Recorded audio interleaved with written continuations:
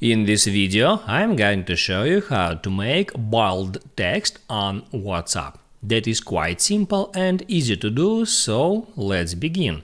And first, open up WhatsApp application and then open up some conversation.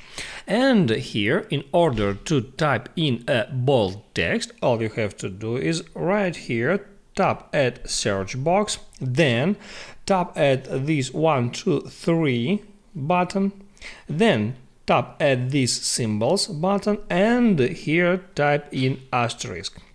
Then you can tap on ABC button and now you can start typing a text. I'll just type in hello, and now all I have to do is again hit and add 1, 2, 3, then add symbol and then hit add asterisk again.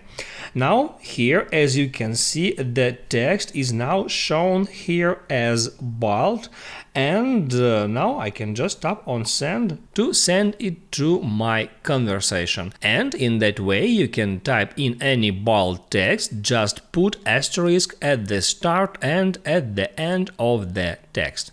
Write down in the comments below if it helps you, and don't forget to like and subscribe.